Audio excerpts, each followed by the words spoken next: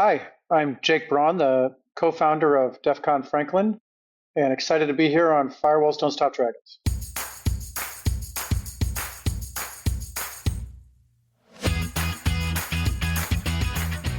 Hello, everybody. Welcome back to Firewalls Don't Stop Dragons. I'm your host, Kerry Parker. Today we have episode 450 for October 13th, 2025.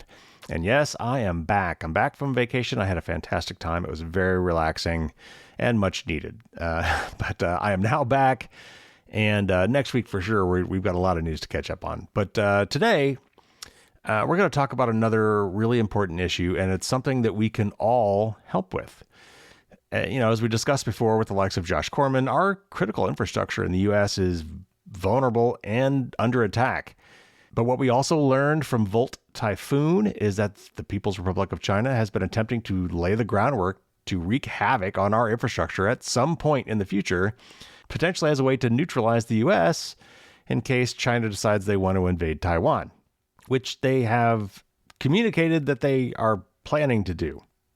I know that sounds like a movie plot, but this is exactly what the heads of the U.S. Cyber Command, CISA, the Cybersecurity and Infrastructure Security Agency, the FBI, and the Office of the National Cyber Director told Congress almost 2 years ago now, in January of 2024. The bottom line is that a lot of our critical infrastructure is now on the internet and wasn't built to withstand a concerted attack by a nation state wishing to harm us. And as we observed in the interview with Josh, when you suddenly have no food, water, or electricity, things get desperate pretty quickly. And not just for you, but all the support services you need, like hospitals. And while I will be speaking and am speaking with several U.S.-based groups about U.S.-based infrastructure, I'm sure we're not alone in needing to protect our most critical resources. So even if you're not in the U.S., I think there's a lot to be learned from this, and perhaps you can find some similar organizations where you're from that might be able to help as well. So while protecting our infrastructure is a serious national security matter, the U.S. government really hasn't stepped up, at least not in the way we think they should. In fact, just this last week, we fired a bunch more people in federal agencies whose job it was to protect us against cyber threats. So what do we do? Well, turns out there actually is something we could do, all of us. And we're going to talk about that today with Jake Braun, the head of the DEF CON Franklin project. And stay tuned after the interview. I'll give you some more specific things you could do, even if you have zero technical skills. All right. So real quick, before we get in the interview, the only terms that I think I want to make sure to define are MSP and MSSP. We kind of define them later, but not until after we talk about them. So an MSP is a managed service provider, and an MSSP is a managed security service provider. Think CrowdStrike or some of these other third-party companies that contract with companies who don't want to have their own security teams and help them provide security. So that's what we're talking about. Enough of that. Let's get to my talk with Jake Braun.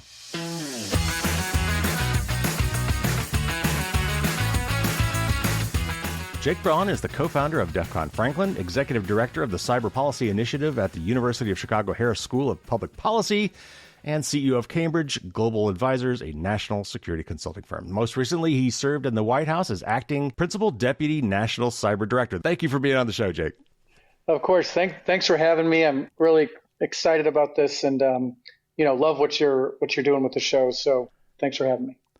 Well, it's so important, and I'll admit, Josh Corman was probably the one who really got me into this, and then of course the Volt Typhoon stuff and the famous testimony in front of Congress from the Big Four about all this stuff that was coming, and then it seemed to be kind of crickets, and it's great that groups like yours and his are kind of trying to pick up the slack. So I want to talk about that today and help my audience, again, understand what some of the implications are of these things. Let's start with the basics. What drove you to launch or co-found DEF CON Franklin, and what's its charter? What are its goals? Sure. Where it all came from was, so at the Munich National Security Conference back in 24, Jeff Moss and I went to have dinner on the margins of it. And he said, hey, when you leave the White House, I'd love to set up a program to help DEF CON participants be able to get more civically engaged and help DEF CON as a whole get more civically engaged on different topics. And, I was co-founder of the Voting Machine Hacking Village, and we had done multiple things, recruiting volunteers to help election offices. We put out annual reports from the findings that we got from the con. Yeah. and so on. And I said, drawing on that experience, I was like, well, Jeff, I'm like, what's really interesting to me is I'm like, DEF CON will never out Atlantic Council, the Atlantic Council, or out Council on Foreign Relations, the Council on Foreign Relations. For those who don't know, these are like the big preeminent think tanks Yeah. in national security. I'm like, that being said, DEF CON brings really unique data or information to these conversations, information that no other think tank, for lack of a better term, could put their hands on. And I'm like, and so we should really lean into that. And I'm like, the other thing that I saw at the voting machine hacking village was we had so many people who wanted to volunteer to help, their community, help their elections be safe and secure and so on and so forth, that I was like, I know that there's kind of a civic nerve in the Yeah. ethos of the hacker community, and we should tap into that. So we can both do some work that's important from a policy perspective, drawing from all these very unique technical findings that come out of DEF CON every year, but then also make sure that we're not all talk and no action, and really elevate the activity, the social engagement of the community as well. And so we talked about it for a while, decided this is a good idea, or a good way forward, and thought about coming up with a name.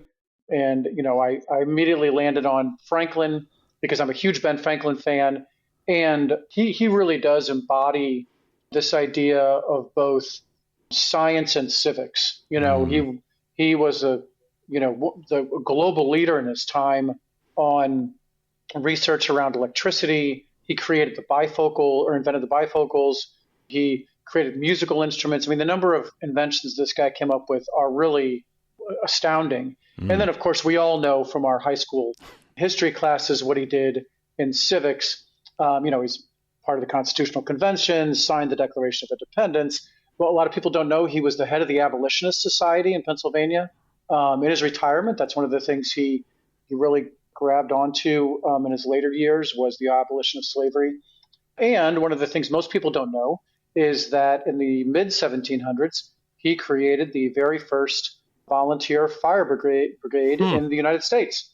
And of course, so we're drawing on that instinct that he had to bring his community together to help fight one of the big threats from his time, which was fires. And we're doing the same thing with the DEF CON community and putting together our own kind of fire brigade, but a group of hackers to help secure water. And so I can kind of go into why we picked water if you want, or if you have another question, we can go there first. Well, that was my next question, so it leads in perfectly. But my question around that was CISA defined, I think, 16 different critical infrastructure segments or market segments, and the water, energy, healthcare, transportation, financial, communications, and I guess 11 others. So yeah, of all those, why did you guys focus in on water? Yeah, so when I was at the White House, the Volt Typhoon happened. Well, actually, I don't know if it's my first public speech I had to give, or it was one of the first ones I had to give, was actually in Pittsburgh shortly after the Iranian attack on the Pittsburgh. It was actually a suburb of Pittsburgh. Alakipa? Their water, yeah, exactly. Their water utility. And so, I didn't know anything about water. I still only know enough to be dangerous. But lo and behold, here's my talking points that my staff give me. I'm supposed to talk about water, cybersecurity, and so on. But then really what drew me into it was Volt Typhoon. And so when I was there at the White House, that's when kind of Volt Typhoon was uncovered. Obviously we had all the testimony in Congress and everything else. And then the administration, it turns out somewhat erroneously, decided to to try and do a regulation to make all the water utilities kind of up their game in cyber, which I certainly understand the instinct there. As we all know from the DEF CON community, voluntary standards are not much standards at all. But of course, that didn't work. It got challenged in court immediately and then went nowhere. Right. And it was kind of circles for like 2 years. So at one point, because of the nature of Volt Typhoon, since really it's a Chinese campaign to pre-position malware on critical infrastructure like power, water, etc., but particularly for those critical infrastructure assets that are supporting key military installations.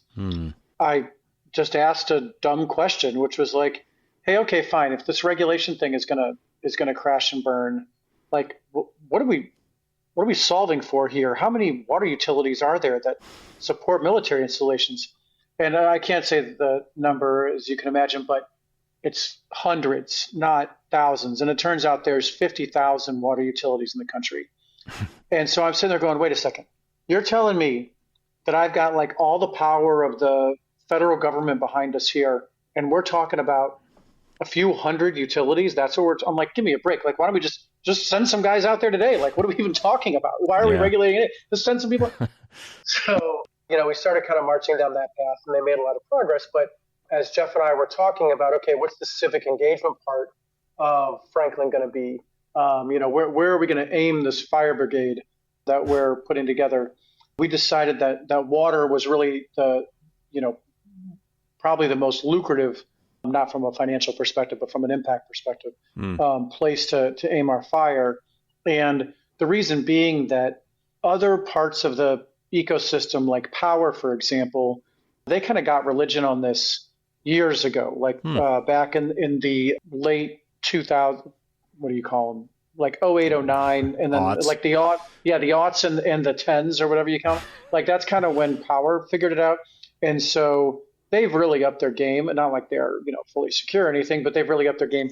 Water, on the other hand, was just a little bit slower to digitize, to connect their systems and their assets to networks that then wound up being connected to the internet, of course, and so on. And so they were just far less secure, but obviously they're as impactful or more so potentially than having the power grid offline, because of course you can be without power for a while and still live. You can't be without water for that long and still live. So we decided to really aim our fire there, because even if DoD and others were to go to secure all these civilian water installations that support military entities, there's still tens of thousands of other water utilities who don't support a military installation but are still at risk because, of course, the Chinese still go after those, the Russians do, the Iranians do, as we saw in Pittsburgh, and then there's ransomware, which is a threat to everybody. So we decided to focus on water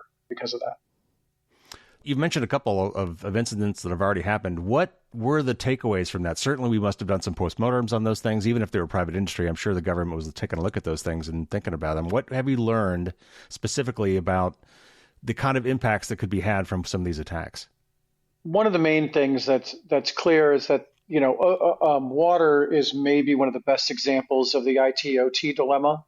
This isn't about going in and securing their network solely. It's also about trying to just figure out what assets they have that are on the network, and if so, how is it connected, and what is it that you can actually do to that asset in virtue of the fact that it's connected. And so that, just the asset inventory aspect of this is not a trivial endeavor in water. Separately, I don't want to say the recognition of the threat is completely absent from the community. I mean, I actually just spoke yesterday at one of the big water conferences of the year. It's called Water Pro. It's put on the National Rural Water Association. And, there were a lot of people who were interested in the topic, but I still think that there's a big kind of like, well, why would the Chinese care about me and my little utility that's in the middle of Montana or whatever? And in fact, by the way, one of the first things that one of our volunteers at a particular utility was brought in to help deal with was a phishing attack that was aimed at, in this tiny town, aimed at the one guy who had a Chinese surname. And fortunately, the town was small enough that everybody knows each other. And so he sees this email and he's like, hey, that doesn't sound like Bob or whoever it was from. So he calls Bob and says, hey, did you send me this? Because it looks weird, which of course is exactly what you should do. And Bob's like, well, that wasn't from me. And then they brought in our volunteer, and after some forensics and so on, we figure out that it was a Chinese military or intel, not sure where, attack on this little utility. And as we said to them when they were like, why would they care about us? And I'm like, look, you may not think that the Chinese know anything about you or your town, but the Chinese make it their business to know about you and your town and the one guy with the Chinese surname in your town that they're trying to exploit. And so I think that kind of, again, not lack of recognition of the threat, but more lack of understanding of why me has been really challenging to deal with. Obviously, I know that one of the things that the Undisruptible 27 and some of those groups are looking at is that one of the things that depends on water is hospitals. So it's one thing for you to personally not have water. It's another thing for your local hospital to have water because they can't really give care without water. So many things depend on it. But then there's other things. I think we take water for granted. It's worked fairly well for most of us for a long time. And it's just kind of there. But like the Florida incident, which I don't think we ever fully got to the bottom of, but it was the one where, so somebody dialed in, I don't think we still know who, dialed in and tried to increase the amount of lye in the water supply, which is normally there to kill infectious diseases or whatever, to unsafe human levels. And they caught it before it actually happened. But these are all crazy things that we don't think about because most of the time the water supply, the water systems just work and we don't think about it.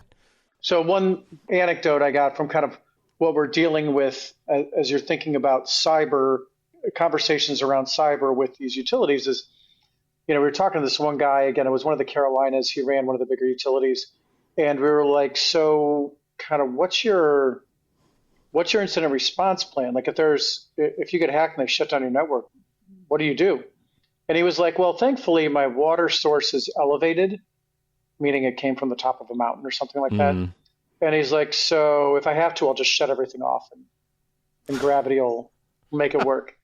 And I mean, good on him. Like we haven't figured out how to hack gravity. I mean, I guess flight is in some sense hacking gravity. But when you go in and start talking to these folks who are all like very well-meaning and quite intelligent, particularly about what they do for a living, which is water, and you start talking about some of the ins and outs of cyber, you learn that, they are thinking about this, and some of the workarounds they come up with are actually something that probably somebody at DEF CON would come up with, not your typical CISO, Yeah.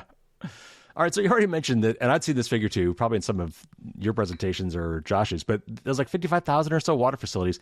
How do we choose which ones to start with? How do we prioritize them? We've already mentioned maybe the ones that feed military systems or maybe the ones that feed hospitals. But I mean, if we want to eventually, I assume, because we've already seen that some of these other small towns are getting potentially targeted as well, how do we scale that up from these trials to eventually cover all of them? Yeah, that's a great point and something we think about all the time.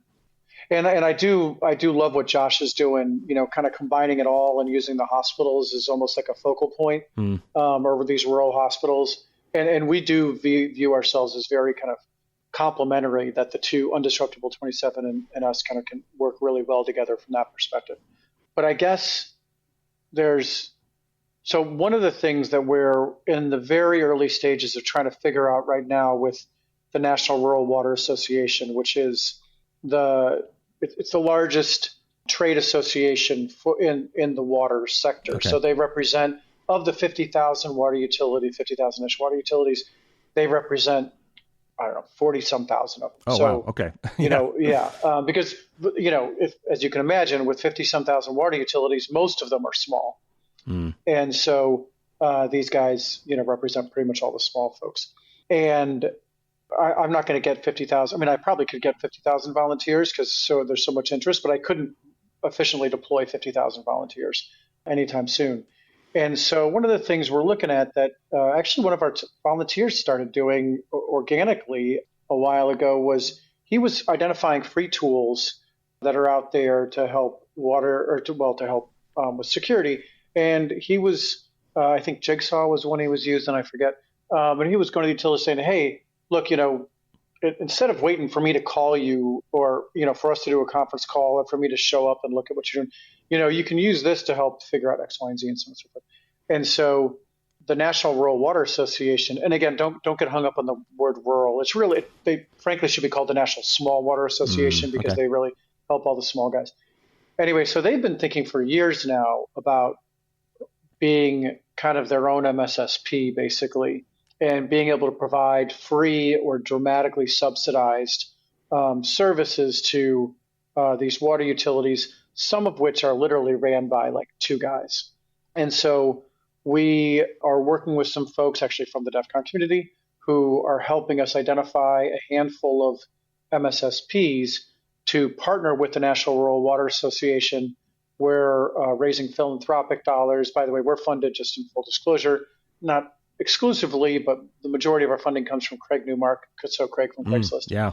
who funds a lot of folks in this space. Mm-hmm. But anyway, so we're raising some philanthropic dollars and so on to pay for an initial pilot where we bring in, 10, 20, 30, whatever of these small utilities, partner them up with one or more MSSPs that would come in under the National Rural Water Association to try and see how we can cheaply and efficiently deploy the tools and human capital necessary to scale security, and then marry that up with our volunteers so that when you've got a smaller utility that doesn't have an IT person, much less a cyber person, they can interact with the MSSP for the utility, can help if something goes bump at night, they can help them work through how to fix that, and so on and so forth. So our initial pilot last year was deploying volunteers to 5 utilities. That went really well. All 5 are sticking with us, which is great to hear, and we learned some stuff. But the next phase of this is really how could we stand up an MSSP like this? So we're hoping to do, like I said, a small number, 10, 20, 30, maybe this year in an MSSP environment. And then what we're really hoping to do, if we can prove out that concept, is to be able to go to Congress and say, hey, look, you guys need to fund this. They already fund and have funded the National Rural Water Association to provide technical support, albeit not cyber in the past, but technical support to water utilities since 1976. So for about 50 years, they've been providing technical support already. And so we view this as just kind of another layer of that. And Congress has been funding them to do that for the last 50 years. And we think, a small investment would enable them to provide a lot more service to tens of thousands of more utilities. Okay. So yeah, in your first year, I think you guys started last year. So in your first year, you did do some trials. What did you learn from those trials? Like what specifically, were there surprises, things you didn't see coming? What can you take from that, and what will you apply into the future trials? Sure. So one of the things is that a lot of the utility folks are initially like, hey, can you just come in and they don't know what pen testing is. So they're like, can you just come in and try and hack us and then tell us, how to fix it?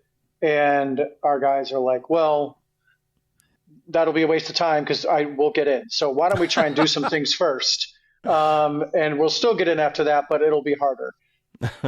So it's like some of that baseline stuff. But then on the flip side, not to make the water folks seem naive, our volunteers are often, because we're taking people that are highly credentialed, former FBI, DHS, DOD, Fortune 500 company folks, et cetera. And they're like, okay, we're going to set up this virtual environment and do all this stuff. I'm going to bring this AI tool in that we bought. And we're like, no, dude, look, you got to meet these folks where they are. Like, first talk to them about their default passwords and multi-factor authentication. And like, do they have any training materials in place at all? Start there. Then we'll work up to like asset inventory, as I was mentioning before.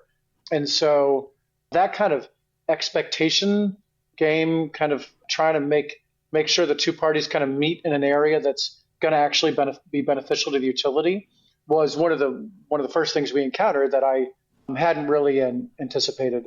And then secondly, I think, as I mentioned before, the asset inventory piece, it just turns out to be a lot more complicated than a lot of folks would imagine. You think like, okay, there's a network, I put something on, it tells me everything on the network. Well, like with a lot of these cobbled together networks that grew, organically over decades.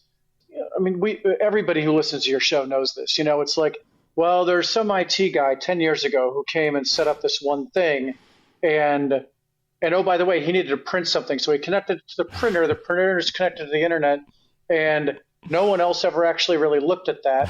And then 5 other IT guys from different companies have come in and done other things. And one of them knew about that and connected it. The other guy did. You know what I mean? So these are just like a hodgepodge of like ridiculousness, which is nobody's fault. It's just like that's what happens over time, particularly if you don't have an IT guy or a CISO. And so kind of just untangling all of that, it's kind of like some of the knuckle dragging, boring stuff in cyber, but some of the most impactful stuff in cyber. And so that, like I said, that asset inventory piece has been a really big one for us early on. Well, and that kind of leads to my next question too. And I managed to run across a presentation by one of the folks that was part of the program. I think he was ex-FBI, and he was talking about the Franklin Project and what he was doing during his trial. And I forget. I don't think he ever said which one it was. So I'm not sure which one, but he said that that you guys do have your playbooks. So you have tiers of things that you have them do, and you've kind of alluded to them already. Start with the tier one stuff would be the simplest stuff. And then it sounds like maybe there were 3 tiers worth of stuff. But he said that even after several months of working with them, they were still working on the first tier. So yeah, could you describe, first of all, a little more detail, like how you break down and prioritize these things into levels, into tiers? And then I'm sure that there are many frustrating reasons. You've already talked about a couple of why these are supposedly simple tasks are much more difficult to implement at these sites. So tell us some more about some of these other challenges. What else have you run into where it's like you don't think about these things as a human that doesn't work at these things, but when you finally get in there and see what's going on, it's like, oh yeah, that makes sense. Yeah. So just to kind of the initial part of your question, because it's not secret sauce or anything. So the tiers are pretty simple. So the tier one is the basics I was just mentioning. Changing default passwords, multi-factor authentication, stuff like that. Tier two is essentially implementing the top 5 critical cybersecurity controls, asset inventory, software analysis, secure configurations, etc. And then 3, honestly, is very aspirational. No one's at 3, and I don't view anybody getting to 3 anytime soon. But that's really, the type of stuff you're doing if you're a bank, where you are getting pen tested and you are going back to implement AI on your system, doing scanning and all that other. I mean, you do scanning in level 2, but that higher level stuff. And so that's kind of how the tiers work. I think we vetted this with a bunch of volunteers and others. It seems pretty straightforward type stuff. What are some other things you ran into that make these a lot more complicated that you might not think about? Yeah, well, I mean, this actually came up in the talk I was doing at the water conference yesterday, where one of the people raised their hand. They're like, well, yeah, but are you going to make me shut off all the stuff that enables me to do my job? And that's kind of not a stupid question. It's like, oh yeah. I mean, this is the question in cyber every day for every person who works in cyber. It's like, what level of risk are you willing to accept with the amount of functionality that you want? And, I think that people, if you're at a bank or if you're at whatever, Lockheed Martin, they've had this kind of risk calculation analysis in their brains for decades now. And it's just kind of part of how they make decisions. That is not the case in an industry like water. And so just getting beyond okay, look, we don't need to shut off all your stuff, but we want to help you understand what the risk profile is of all these things. And then you can determine, if you're going to limit access or shut things off or just accept the risk and so on.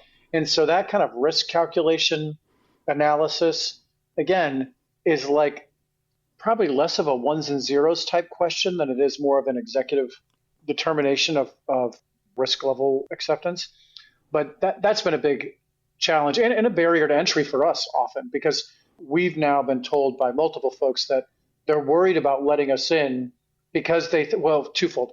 They think that that our volunteers are going to be like, oh my God, what the hell are you doing? And then they're going to have to shut down stuff they like to use to do their job. Right. But then the other thing they're worried about, which is not and will not happen, is that we're going to produce some report and then we're going to say, oh, gee, we found all these things and we need to go disclose this to such and such regulator, which that's the great thing about the volunteers. They're not going to do that. And of course, they sign NDAs and everything else so that they can't do that even if they wanted to, which they don't because they just want to help. That's been a big barrier to entry for us as well as folks who are just concerned as to what problems knowing will create. Right. I'm sure you're finding that in a lot of cases, to make things more secure, it's not about adding technology. A lot of cases, it's removing, like getting things off the internet that they don't need to have on the internet, or maybe they didn't know were on the internet, like the guy who set up the printer a long time ago that you were talking about. And maybe automation processes that weren't secure or easy to fiddle with remotely.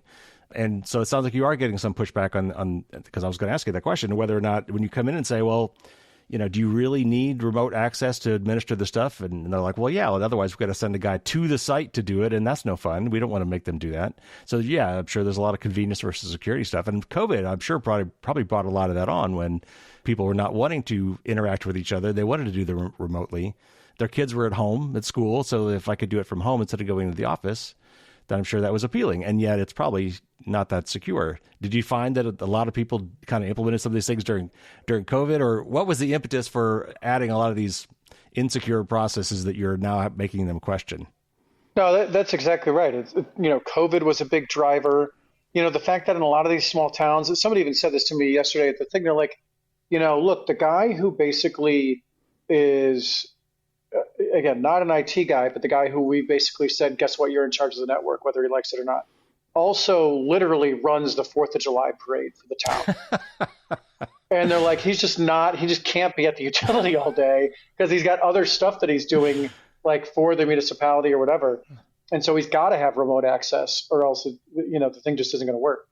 And, fair enough. I mean, that's just the reality they live in. And so you just got to kind of mitigate around that. And, these are very, real, considerations for folks. And yeah, I mean, that's, what they're dealing with all day. And you mentioned already MSSPs, which I think is managed security service providers. And there's also this general MSP, managed service providers. That is something that's become really big in our country, especially as everything's going to the cloud and everything's going to the internet, where these small companies can't afford these systems. So they outsource it to other companies that do this. And then those companies themselves become the risk, as we saw with CrowdStrike and some of these other ones, right? Mm-hmm. Are you hitting a lot of situations where you can't fix it at the local because it's being actually managed by some third party that's not local?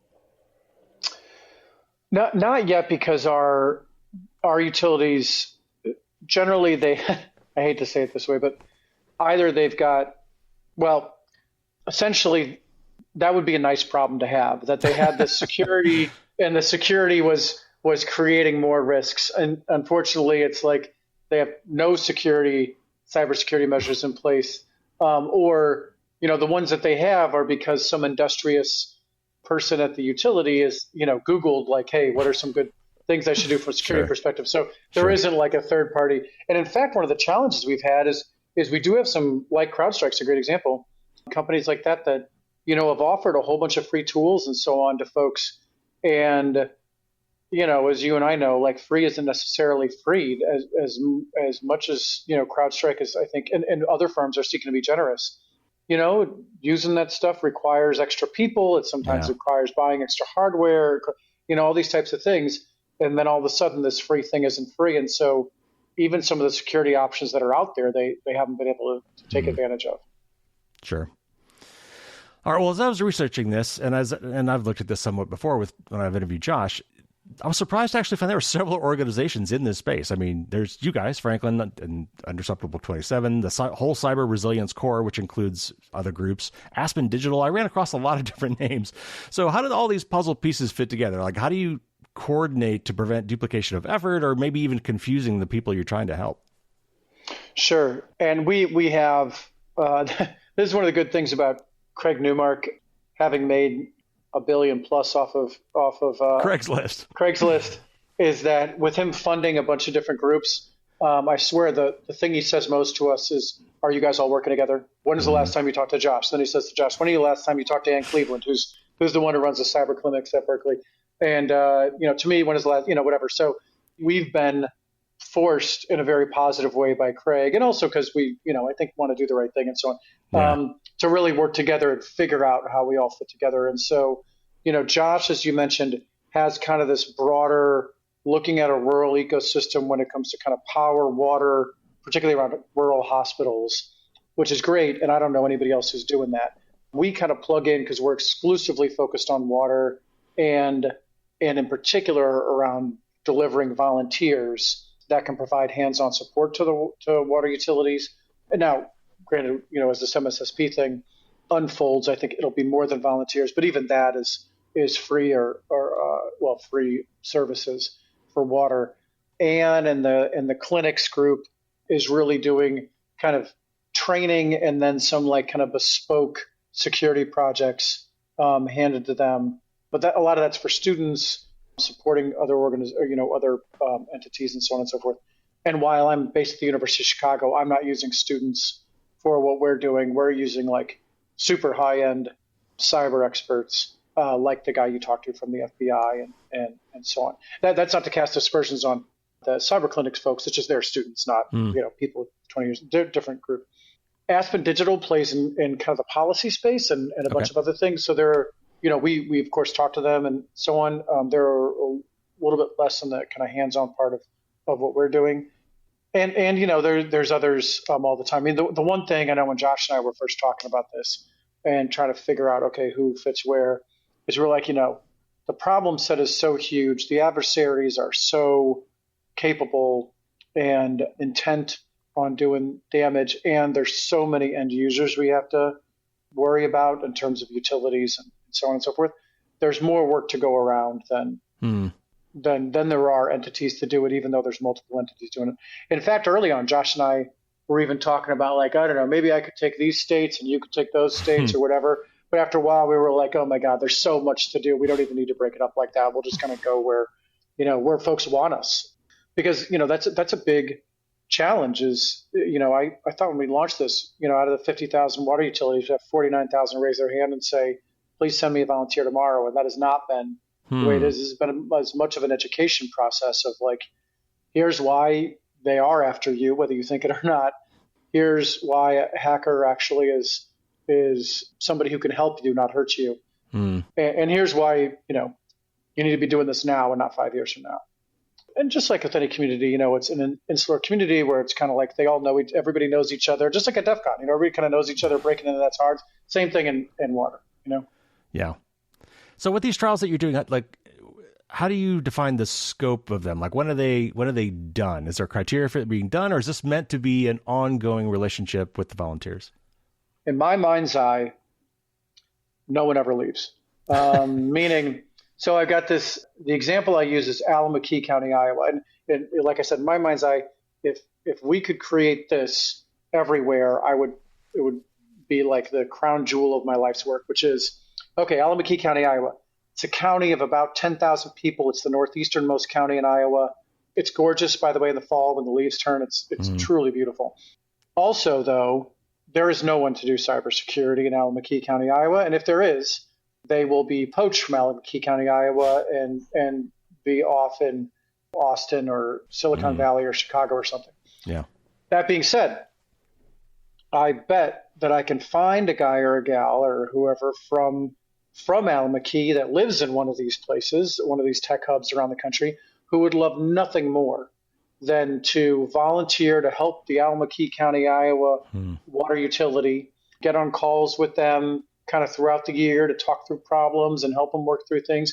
Then maybe when they're home for the holidays or for the 4th of July parade, they can show up and say, okay, here, I'll help you with this. The other thing that's great about that model is that maybe not everybody in Alamakee County, Iowa knows each other, but every family knows at least somebody from all the other families. So if you're a Johnson in Alamakee County, Iowa, even if the guys who run the utility don't know you, they'll be like, oh, okay, I see. Yeah, I know your uncle and I know your aunt. And great, sure, okay, yeah, fine, you're one of us. Yeah, sure.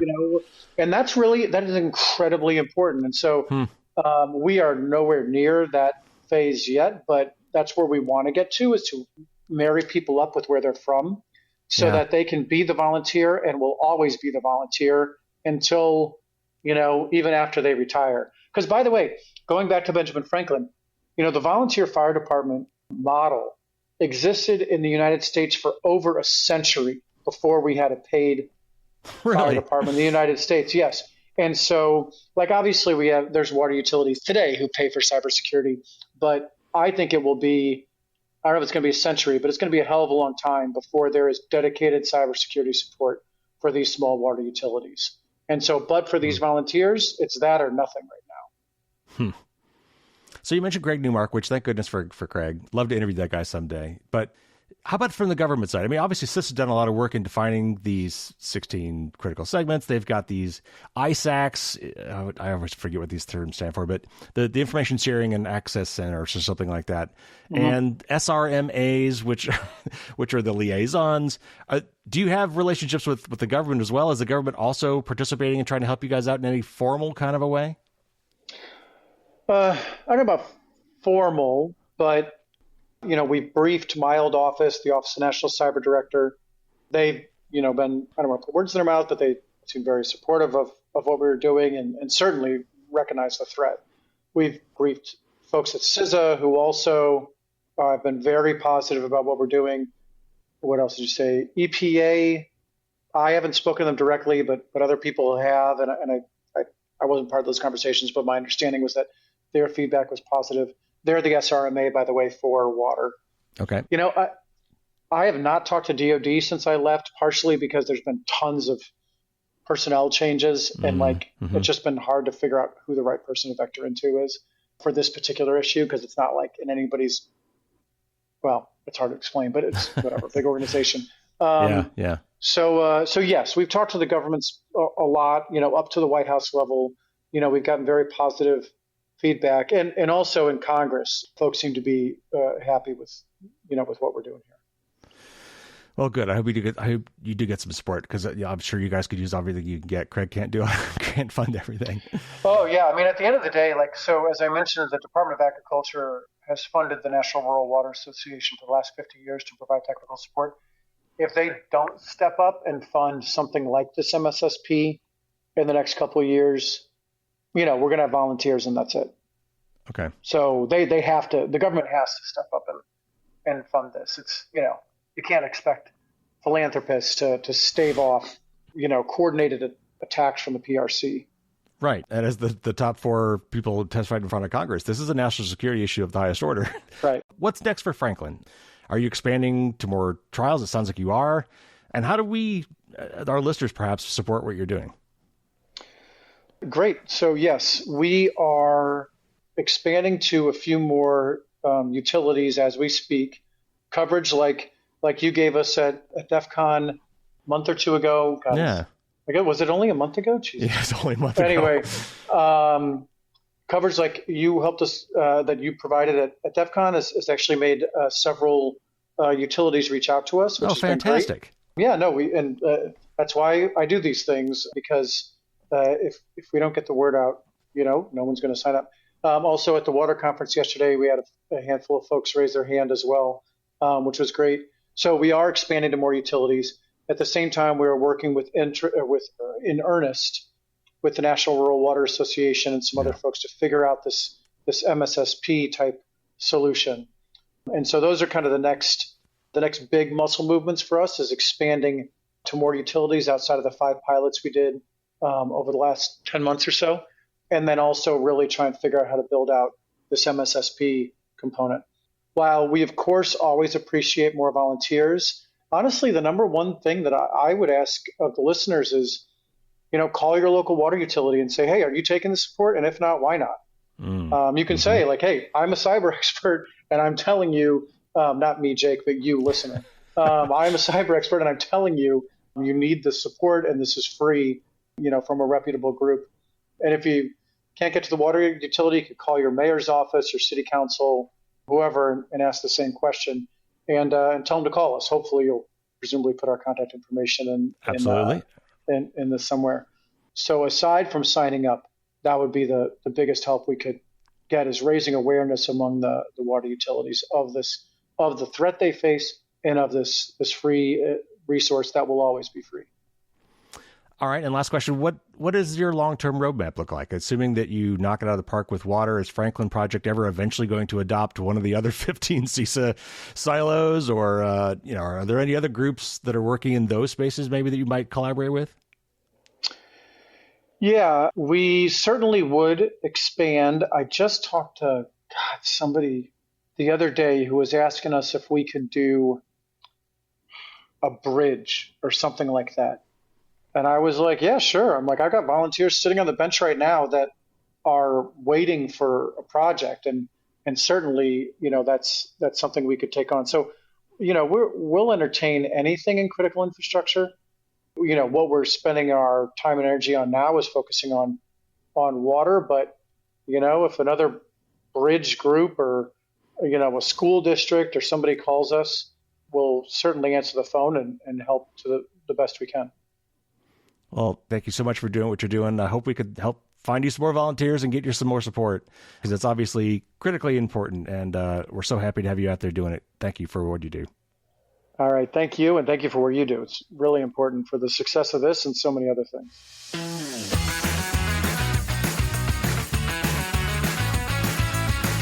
Thanks again to Jake for coming on the show. As you may recall, I interviewed him briefly at DEF CON this year. I kind of pulled him aside and we did a little bit of a man on the street interview with Jake in preparation for this. And I'm really happy to hear that just that little bit of exposure actually brought some people to them. So I'm hoping this podcast will do even more, because even if you don't have cybersecurity skills, there's still a lot you could just do as a citizen to, awareness, honestly, is a lot of the problem here. So if you think your water facility needs help, and spoiler alert, it almost surely does, the contact information on the defconfranklin.com site says just email them at defconfranklin@gmail.com. Maybe you could reach out to somebody at your local facility. If you can't find a public contact information, maybe you know somebody or know somebody who knows somebody that might have an in. But also, if you actually do have some cybersecurity skills and you're looking for volunteer opportunities for the Franklin Project, check out their website. Again, defconfranklin.com. These links are in the show notes. And you can find more information about what they're about and what they're looking for and how to reach out and contact them. Now, you can also find links to several other resources in today's show notes, but I want to call out one in particular, and that is cybervolunteers.us. This is part of the Cyber Resilience Corps initiative, and I'll actually be interviewing an all-star panel from that group very soon, so stay tuned for that. And that website, if you go to it, has a lot of stuff, but it also has just two big buttons. One says, I need cyber help, and the other one right next to it says, I want to volunteer. So regardless of where you're coming from, they've got some more information you might want to check out as well. So again, I'd like to encourage you, if you're concerned about this, to reach out to your utilities, particularly water and wastewater, and see if they're aware that these free services with volunteers exist, and encourage them to reach out for help. I plan to do this locally in my community, and I will keep you posted what I find out. All right, so on Thursday morning, as usual, the patrons will get some bonus Q&A with our guest, Jake Braun, and he has some really great stories. A really interesting story about how he got into cybersecurity. It's not the normal way one would do it, and in particular, how he got his job at the White House, which actually comes with some really excellent career advice. He also talks about how he helped start the voting machine village at DEF CON. And I paused there because to me, it's always the voting machine hacking village. I think it actually may have been that when they started, but I think they dropped that part. Anyway, it is a great project at DEF CON that was started several years ago, trying to find vulnerabilities in our modern electronic voting systems. And how he started that is another great story. We talk a little bit about the election hacking book that he wrote and his upcoming book on how, as part of the Biden White House, they tried to combat the fentanyl crisis in the U.S. using cyber techniques. So there's a link in the notes if you want to go check out those books as well. So next week, we'll definitely have a big news show. It's been, I guess by then it'll be 4 weeks since we've had one. So I will catch you up on definitely the biggest news in those last 4 weeks and all the stuff that happened while I was away. Again, as I just mentioned, I'm about to interview several folks from the Cyber Resilience Corps, the CRC, who actually has ties with DEF CON Franklin as well, and as another one of these groups that is being funded largely by Craig Newmark from Craigslist fame. I just did an interview with two of the folks from Frack Magazine who are celebrating their 40th anniversary this year. They started back in 1985. So we'll be talking about hacker history with them and about the impact of these e-zines or electronic magazines that started way back in the day and in this case are still plugging along. Also, we'll be talking with Eamon McGuire, who is the head of AI at Proton. We'll be talking about their AI agent called Lumo, which is actually trying to preserve your privacy. And then right before Black Friday, I'll be having a great panel discussion with 3 folks from Consumer Reports, and we'll together be talking about the best and worst gifts for 2025.